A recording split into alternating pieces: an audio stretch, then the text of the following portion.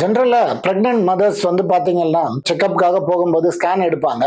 அந்த ஸ்கேன்ல பாத்தீங்கன்னா கால் பிளாடர்ல ஸ்டோன் இருக்கு, கிட்னில ஸ்டோன் இருக்கு. பிரெக்னன்சினாலே இந்த ஸ்டோன் எல்லாம் ஃபார்ம் ஆச்சா, இல்ல இதற்கு முன்னாடியே எனக்கு இந்த ஸ்டோன் எல்லாம் ஃபார்ம் ஆயிருக்குதா, இதுக்கு ரீசன் என்ன, இந்த பிரெக்னன்சி பீரியட்ல நான் வந்து பிரெக்னன்சி கண்டினியூ பண்ணுமா இல்ல இதை நான் இக்னோர் பண்ணுமா, இது போன்ற வந்து பல்வேறு விதமான கேள்விகள் அவங்க மனசுல வந்து கட்டாயம் எழும். முதல்ல வந்து நம்ம கிட்னி ஸ்டோன் பாத்தீங்கன்னா 3 வித ரீசன்னால வந்து உங்களுக்கு கிட்னில ஸ்டோன் ஃபார்ம் ஆகும். ஃபர்ஸ்ட் பாத்தீங்கன்னா உங்களுக்கு வந்து பிசியாலஜிக்கல், அதாவது வந்து நார்மலா க்ரோயிங் யூட்ரஸ் என்ன பண்ணுனா உங்களோட அந்த பல்கி யூட்ரஸ் வந்து கம்ப்ரஸ் பண்ணும். அதுக்கு பின்னாடியே தான் வந்து யூரினோட டியூப் போறதுனால ஒரு கம்ப்ரஸ் பண்றதுனால உங்களுக்கு வந்து ஒரு பிசியாலஜிக்கல், அதாவது மெக்கானிக்கல் அப்ஸ்ட்ரக்ஷன் வந்து மைல்டா கொடுக்கும். அதனால என்ன ஆகும்னா கிட்னில வந்து யூரின் வந்து ஸ்டேசிஸ் நடக்கும். யூரின் ஸ்டேசிஸ் நடக்கும்போது கான்சென்ட்ரேட்டட் யூரின் வந்து அதிகம் வர்றதுக்கு வாய்ப்புகள் இருக்குது. அதே போன்று பாத்தீங்கன்னா ஹார்மோனல் சேஞ்சஸ் பிரெக்னன்சி பீரியட், மற்றபடி பீரியட்ஸ் பீரியட்லயும் வந்து பாத்தீங்கன்னா ப்ரொஜெஸ்டரோன் என்ற ஹார்மோன் வந்து அதிகமா சுரக்கும். ப்ரொஜெஸ்டரோன் அந்த வேரியேஷன் இருக்கும்போது அந்த ஹார்மோன் வந்து என்ன பண்ணுன்னா ஸ்மூத் மசில் உள்ள இருக்கிற அந்த கிட்னியோட மசில்ஸ் எல்லாமே ரிலாக்ஸ் பண்றதுனால அந்த flow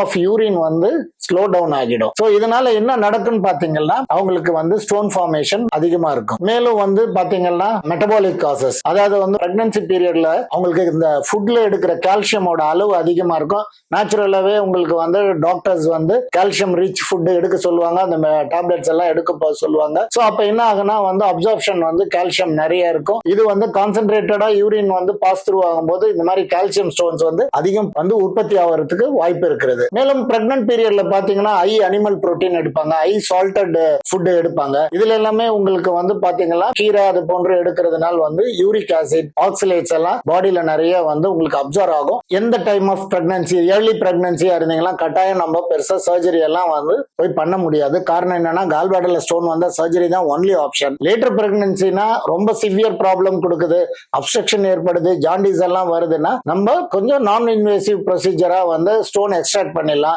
later on pregnancy delivery ஆன பிறகு நம்ம கால் பிளாடரை ரிமூவ் பண்ணிக்கலாம். பட் கால் பிளாடர் ஸ்டோன் வந்தா ரிமூவ் பண்றது தான் ஐடியல் சாய்ஸ். டியூரிங் பிரெக்னன்சி வரும்போது அவங்களோட தன்மை எப்படி இருக்கு, அவங்களுக்கு சிம்டம் எப்படி இருக்கு, சேஃபா இல்ல அன்சேஃபா ஸ்டோனா அப்படின்றத பார்த்துட்டு டெசிஷன் எடுக்கிறது இட்ஸ் வெல் அண்ட் குட்னு சொல்லுவாங்க. நீங்க எடுக்கிற ஃபுட்ல வந்து அதிக கொழுப்பு தன்மை இல்லாத ஃபுட்டு, கொஞ்சம் ஸ்பைசி மசாலா இந்த மாதிரி ஜங்க் இதெல்லாம் நீங்க கொஞ்சம் வந்து குறைச்சிக்கிறது நல்லது. வாட்டர் இன்டேக் நல்லா வச்சுக்கிட்டீங்கன்னா இது போன்ற ஸ்டோன் எல்லாம் ஃபார்ம் ஆகாத தடுத்து விடலாம்.